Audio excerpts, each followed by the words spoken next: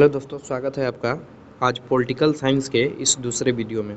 जैसे कि हम लोग बिहार पुलिस के सबसे महत्वपूर्ण टॉपिक को देख रहे हैं और इसी के अंतर्गत आज हम लोग देखेंगे राष्ट्रपति के बारे में और उनसे संबंधित कुछ अनुच्छेद को पढ़ेंगे। जैसे कि यह कौटिल्य जीएस का नोट है प्रदीप सर का, और इसमें हम लोग देखेंगे संविधान का भाग 5। संविधान के भाग 5 में है। संविधान के भाग 6 आपको पहले हम बता चुके हैं क्योंकि उसमें राज्यपाल की चर्चा किया गया है, और आज हम लोग देखेंगे संविधान के भाग 5। संविधान के भाग 5 के अंतर्गत तो आइए इसमें देखते हैं। तो संविधान के भाग 5 के अंतर्गत, ठीक है, संविधान के भाग 5 के अंतर्गत अनुच्छेद 52 से लेकर 151 तक की चर्चा किया गया है। इस भाग में केंद्र केंद्र मतलब संघ के कार्यपालिका, विधायिका और न्यायपालिका की चर्चा किया गया है। 3 शब्द की चर्चा किया गया है। कौन कौन? तो पहला कहेंगे कार्यपालिका हो जाएगा, विधायिका हो जाएगा और न्यायपालिका की चर्चा किया गया है। संविधान के भाग 5 के अंतर्गत कितना? संविधान के भाग 5 के अंतर्गत, संविधान के भाग 5 के अंतर्गत अनुच्छेद 52 से लेकर 78 तक, कितना? अनुच्छेद 52 से लेकर 78 तक केंद्र मतलब संघ की कार्यपालिका की चर्चा किया गया है, जिसके अंतर्गत मतलब कार्यपालिका के अंतर्गत कौन कौन आएगा? राष्ट्रपति आता है, उपराष्ट्रपति आता है, प्रधानमंत्री आता है, मंत्रिपरिषद और अटॉर्नी जनरल, जिसे महान्यायवादी कहा जाता है। ठीक है। संविधान के भाग 5 के अंतर्गत कार्यपालिका का पूछेगा तो 52 से लेकर 78 तक। संविधान के अनुच्छेद 79 से लेकर 123 तक केंद्र की विधायी शक्ति एवं अनुच्छेद 124 से लेकर 147 तक केंद्र की न्यायिक शक्ति की चर्चा किया गया। याद रखना है 3। 52 से 78 पूछेगा तो केंद्र के कार्यपालिका की चर्चा किया गया है। अनुच्छेद 79 से लेकर 123 तक पूछेगा तो केंद्र की विधायी शक्ति, और अनुच्छेद 124 से लेकर 147 पूछेगा तो केंद्र की न्यायिक शक्ति की चर्चा किया गया है। उसके बाद अनुच्छेद 148 से लेकर 151 तक नियंत्रण एवं महालेखा परीक्षक की चर्चा किया गया है। नियंत्रण एवं महालेखा परीक्षक, जिसे क्या कहा जाता है? Controller auditor general of India. उसका तो जाएगा भारत के राष्ट्रपति से संबंधित कुछ अनुच्छेद है। ठीक है, जैसे यहाँ पे देखेंगे भारत के राष्ट्रपति से संबंधित, तो इनका ट्रिक है याद रखने का। इसका ट्रिक क्या है? तो ट्रिक याद रखिएगा, भारत के राष्ट्रपति से संबंधित पकानी कहेंगे यहाँ पे, पकानी कोका दुयोदशम, इसी से।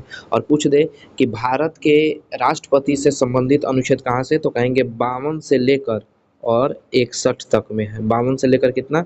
61 तक में चर्चा किया गया है अनुच्छेद। तो पहला देखेंगे प से क्या हो जाएगा, तो पूछेगा आपको कि राष्ट्रपति के पद की चर्चा अनुच्छेद 52 में है। कार्यपालिका के प्रधान होंगे अनुच्छेद 53 में कहा गया है। निर्वाचन प्रणाली होगा अनुच्छेद 54 में कहा गया है। उसके बाद हो जाएगा निर्वाचन कोटा होगा अनुच्छेद 55 में कहा गया है। कार्यकाल अनुच्छेद 56 में होगा। दोबारा निर्वाचन अनुच्छेद 57 में, योग्यता अनुच्छेद 58 में, दशा अनुच्छेद 59 में, शपथ अनुच्छेद 60 में, महाभियोग की प्रक्रिया अनुच्छेद 61 में चर्चा किया गया है। तो यह महत्वपूर्ण अनुच्छेद है जिसको आपको हर हाल में याद रखना है। बिहार पुलिस में एक प्रश्न यहाँ से फिक्स है, आएगा तो आएगा। तो इसका ट्रिक क्या है? पकानी कोका दुयोदशम याद रखना है। और इसके बाद आपसे पूछा जा चुके कि राष्ट्रपति के पद की चर्चा अनुच्छेद 52 में, कार्यपालिका के प्रधान होंगे अनुच्छेद 53 में, निर्वाचन प्रणाली होगा अनुच्छेद 54 में, निर्वाचन कोटा होगा अनुच्छेद 55 में, और कार्यकाल अनुच्छेद 56 में, दोबारा निर्वाचन अनुच्छेद 57 में। इसी तरीके से आगे देखेंगे तो योग्यता होगा अनुच्छेद 59 में। और योग्यता है राष्ट्रपति का, तो राष्ट्रपति बनने के लिए योग्यता क्या है वो भी आगे देखेंगे हम लोग। दशा है अनुच्छेद 59 में। शपथ लेंगे अनुच्छेद 60 में कहा गया है। और इन पर महाभियोग की प्रक्रिया अनुच्छेद 61 में, मतलब राष्ट्रपति को उनके पद से हटाया जा सकता है महाभियोग प्रक्रिया के दौरान। यहाँ पे गलत है, अनुच्छेद यहाँ पे कितना होगा? अनुच्छेद आपका 61 नहीं होकर यहाँ पे होगा अनुच्छेद 62 हो जाएगा। यहाँ पे अनुच्छेद 62 होगा। अनुच्छेद 62 में क्या कहा गया? राष्ट्रपति का पद रिक्त होने की स्थिति में उसे भरने के लिए निर्वाचन कराने का समय और आकस्मिक रिक्ति को भरने के लिए निर्वाचित व्यक्ति की पदावधि की चर्चा किया गया। मतलब कौन राष्ट्रपति का पद खाली होगा तो कौन से व्यक्ति को राष्ट्रपति बनाया जाएगा और कितने समय के लिए, यह कौन सा अनुच्छेद में कहा गया, तो अनुच्छेद 62 में कहा गया है। अनुच्छेद 61 में क्या है कि राष्ट्रपति और उपराष्ट्रपति का निर्वाचन हो रहा है और उसमें कोई विवाद उत्पन्न हो जाए तो इस विवाद का निपटारा कौन करेगा, सुप्रीम कोर्ट करेगा, सर्वोच्च न्यायालय।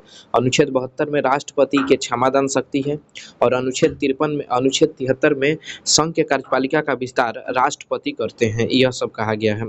उसके बाद आगे देखेंगे, यहाँ पर आगे क्या है, तो आगे केवल महत्वपूर्ण हम लोग देखेंगे कि कौन कौन सा टॉपिक है। और पूछेगा कि राष्ट्रपति भारत का प्रमुख अध्यक्ष होते हैं। अध्यक्ष कहने का है नौसेना, उसका हो जाएगा थल सेना, वायुसेना और नौसेना का अध्यक्ष होते हैं, तीनों का। वे देश के प्रथम नागरिक होते हैं, वह राष्ट्र की एकता और अखंडता का प्रतीक होते हैं।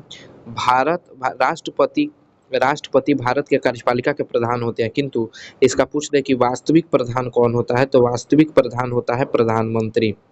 कठपुतली है केवल, राष्ट्रपति भारत के संविधान में जो राष्ट्रपति पद है वह केवल कठपुतली है। उसका वास्तविक जो पावर होता है वह किसके बाद होता है, प्रधानमंत्री के पास होता है। राष्ट्रपति का निर्वाचन होता है ना, ये सबसे महत्वपूर्ण है। निर्वाचन कैसे होता है, तो इसका निर्वाचन अप्रत्यक्ष विधि द्वारा नहीं होता है, मतलब जनता डायरेक्ट इनको नहीं चुनता है। इनका निर्वाचन हम लोग के द्वारा, जो निर्वाचित व्यक्ति है उसके द्वारा होता है, एक निर्वाचक मंडल के द्वारा। और जो राष्ट्रपति का निर्वाचन होता है, बहुत बार पूछा गया है कौन सा, तो अनुपातिक प्रणाली में। और कौन से आधार पर, तो एकल संक्रमणीय मत पद्धति के आधार पर राष्ट्रपति का चुनाव किया जाता है। राष्ट्रपति के चुनाव में भाग कौन कौन से लेते हैं, ये भी महत्वपूर्ण सवाल है। तो राष्ट्रपति के चुनाव में भाग लेंगे लोकसभा, राज्यसभा तथा राज्यों के विधानसभा के केवल निर्वाचित सदस्य, इसमें मनोनीत सदस्य हिस्सा नहीं लेंगे। देखिए यहाँ पे लिखा होगा, राष्ट्रपति के निर्वाचक मंडल में संसद के सभी निर्वाचित सदस्य, मतलब लोकसभा और राज्यसभा एवं विधानसभा के सभी निर्वाचित सदस्य हिस्सा लेते हैं। राष्ट्रपति के निर्वाचक मंडल में संसद के दोनों सदन में मनोनीत सदस्य नहीं लेंगे, जैसे लोकसभा में 2 गो और राज्यसभा में 12 गो, टोटल 14 को जो मनोनीत सदस्य किया जाता था वो नहीं हिस्सा लेंगे। विधान सभा में भी मनोनीत सदस्य हिस्सा नहीं लेंगे और विधान परिषद MLAC कभी भी राष्ट्रपति के चुनाव में हिस्सा नहीं लेते हैं, याद रखना है आपको। हमारे मूल संविधान में राष्ट्रपति के निर्वाचक मंडल में दिल्ली और पांडिचेरी नहीं था, इसे 17वें संवैधानिक संशोधन 1992 के द्वारा जोड़ा गया है। और पूछेगा कि दिल्ली और पांडिचेरी में कौन से संवैधानिक संशोधन के द्वारा विधानसभा का गठन किया गया था, विधानसभा का, तो बोलेंगे 69वें संवैधानिक संशोधन। 69वें संवैधानिक संशोधन 1991 के द्वारा दिल्ली में क्या किया गया था, विधानसभा का गठन किया गया था। चलिए यहाँ पे देखेंगे, राष्ट्रपति के निर्वाचक मंडल में संसद के MP, विधानसभा, सभी मत अलग अलग होते हैं, ठीक है ना। उनका जो मत का मूल्यांकन होता है वो अलग अलग होता है। लोकसभा के सदस्य MP का अलग होगा, MLA का अलग होगा, यही सब बात इसमें बोला जा रहा है, ठीक है। आगे देखते हैं, ठीक है। तो अगले वीडियो में मिलते हैं इसके पार्ट आपको 3 में। तब तक ये अगर वीडियो अच्छा लगा तो इसको सब्सक्राइब कीजिए और आगे शेयर कीजिए। बिहार पुलिस में कन्फर्म यहाँ से 3 से 4 प्रश्न पूछे जाएंगे। थैंक यू, मिलते हैं अगले वीडियो में।